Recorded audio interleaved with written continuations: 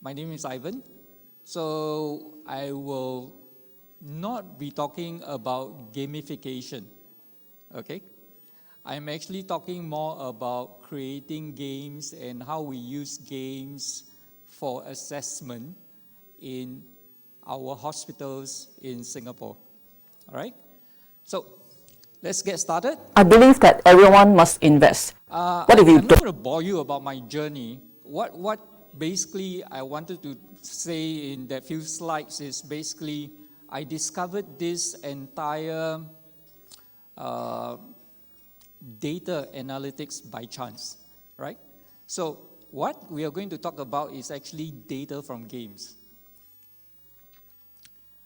I started by making simulation games. We do a lot of AR, VR games. We actually map a lot of, avatars onto mannequins. We wanted to make actually simulation a lot more realistic, all right? So these were some of the things. In fact, we were playing with this sometime back in 2017, 2019. So this was quite far back, way before COVID. Yeah. So this is what we discovered, okay, which is quite an interesting thing. We realized that a lot of hospitals, a lot of different doctors, whether it is doctors, nurses, pharmacists, were developing games. But the harder part was deploying the games. It's very easy to develop the games if you have game developers, but it was harder to deploy the games. So one of the problems that we have in Singapore is after you have developed the games, what do? Can you deploy the games for us? That was one of the main issues that we had, right? How do you deploy the games? And the second challenge was, how do you make use of the games to give you granular data? You know, you play the game and then you get the game results and then you see, whether you pass or fail. But how do you know where you fail or where did you do well? So this was the challenge at that time back in 2019, 2020. So we had the issue of how do you deploy the games, and from the games, how do you collect the data, and how do you actually centralize all the data? Sounds easy, but actually games is on one technology platform and the data collection is totally something else, right? So we developed something called TAP. Today in Singapore, we call it very simply Training and Assessment Platform, TAP. TAP. All right? So we wanted to make sure that there is e-learning that can take place, whether it's in the classroom or whether at home, and it actually has to be very realistic. Okay? I'm going to skip all this. Basically, this is where the real thing is. Data. Right? Now, imagine today if you are playing an entertainment game, right? You know where they make the money? When you play an entertainment game, they know at which stage you will most likely be willing to buy an extra weapon to clear that stage. Right? They know whether you are failing that stage so much that you will want to try again and again and again. So they use motivational theory, self-determination theory, everything that they throw inside entertainment game. And they try to sell you in-game equipment, weapons, and so on and so forth. Right? They have granular data. Very reason they have that is because you're playing it and you're telling them. You're playing the games every day and you're telling them exactly how you feel. Now, turn that around, and if you put it into education, how does that help you? That's exactly what we were trying to do. Okay? All we are talking about is game analytics, right? Everybody is so mesmerized with the fact that I can make a good game. But they forgot that as you are making the game, every decision, every action that you take inside the game is a data point for me. I want to know how you make that decision, right? I want to know why you make that decision. That is exactly what we are trying to capture in our simulation game. If we can do that, I can turn the game into an assessment game. And that's exactly what we are doing it for Sing Health, the healthcare cluster in Singapore, which is actually made up of 11 different hospitals and 28,000 nurses.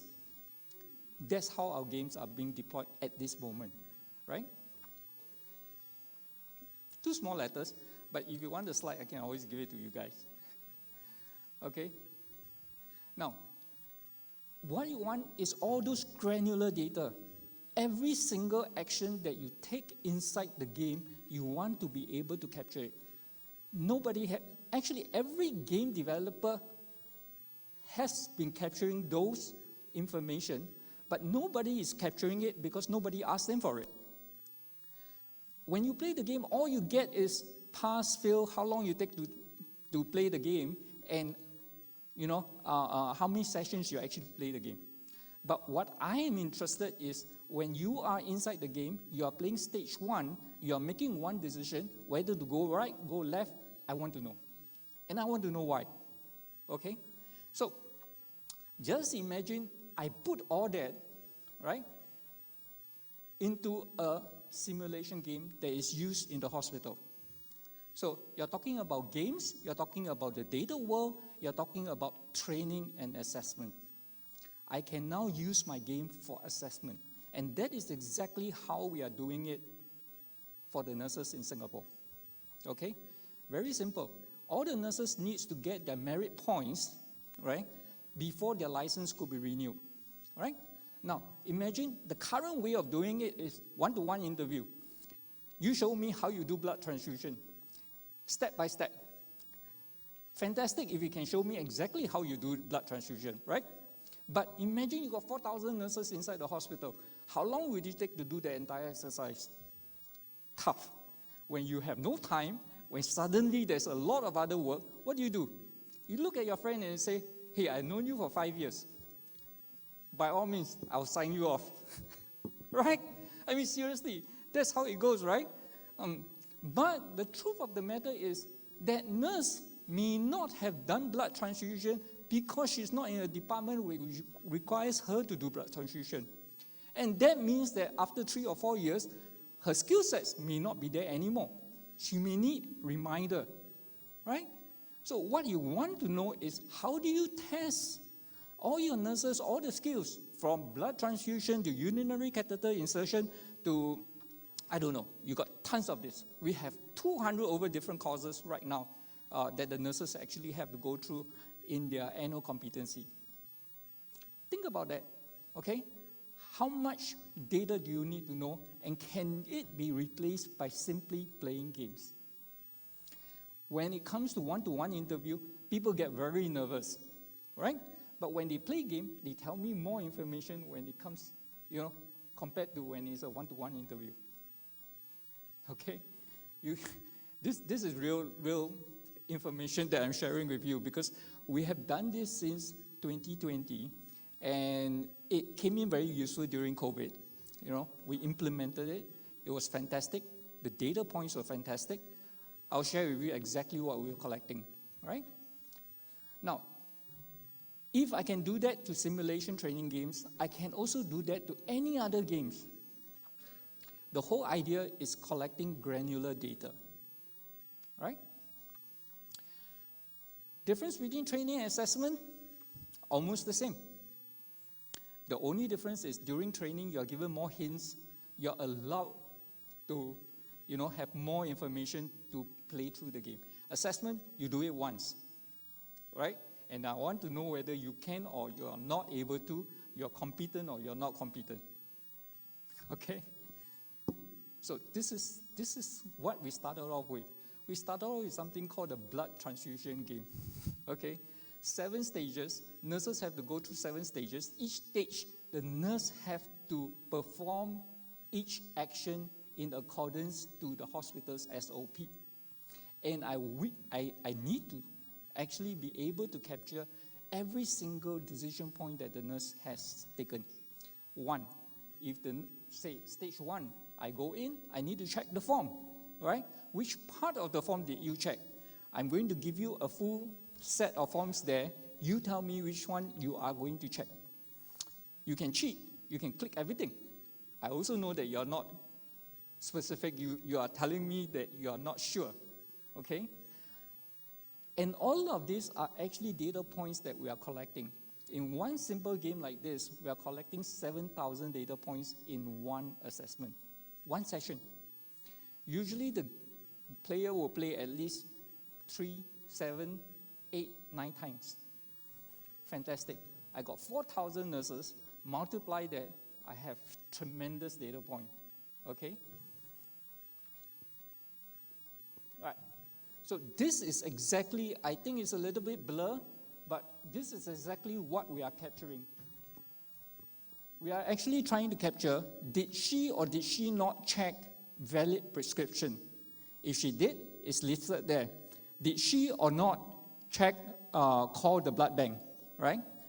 Or things that she didn't do, sorry, I don't mean to use the word she, because we have nurses, there's male, okay? So things that he or she didn't do could be check consent from patient ID.